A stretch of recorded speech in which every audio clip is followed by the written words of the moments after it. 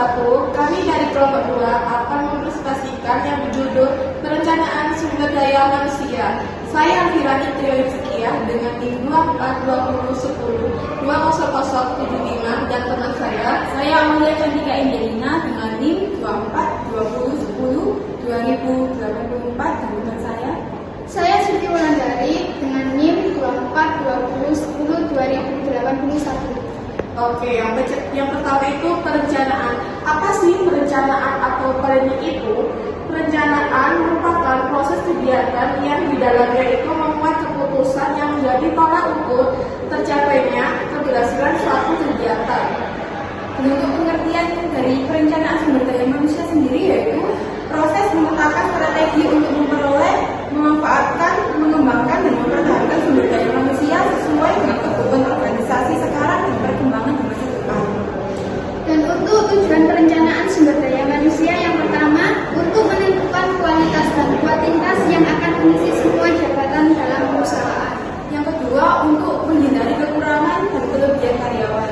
Dan yang ketiga itu untuk menghindari terjadinya mismanagement atau bisa disebut kesalahan atau tindakan dan tumpang tindih dalam pelaksanaan tugas. Berikut beberapa manfaat dari perencanaan sumber daya manusia. Yang pertama, memastikan kualitas karyawan. Dan yang kedua, untuk mengoptimalkan produktivitas karyawan. Dan yang ketiga itu untuk mengetahui pasar tenaga kerja.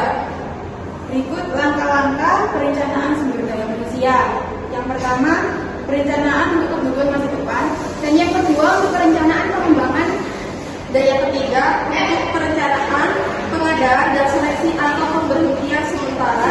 Dan yang keempat perencanaan untuk keseimbangan masa depan. Berikut beberapa kendala-kendala dari perencanaan sumber daya manusia.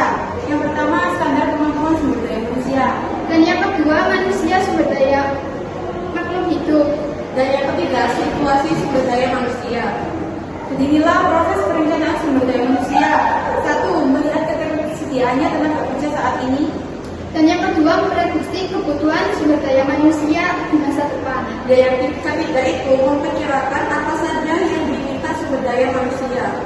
Tujuan melakukan analisis jabatan. 1. Rekrutmen dan seleksi.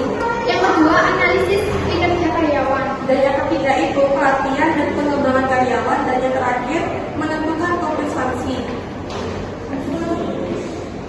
Manfaat melaksanakan analisis jabatan. 1. Mengenali skill dan tugas yang diperlukan karyawan. Yang kedua, meminimalkan kesalahan dalam rekrutmen dan seleksi. Dan yang ketiga meningkatkan peluang untuk pelatihan dan pengembangan. Tujuan analisis jabatan. Yang pertama, menentukan tingkat kesulitan dan tanggung jawab. Dan yang kedua, meningkatkan efektivitas dan efisien kinerja. Dan yang terakhir itu meningkatkan pengembangan karir karyawan. Berikut langkah-langkah untuk menentukan analisis jabatan. Yang pertama,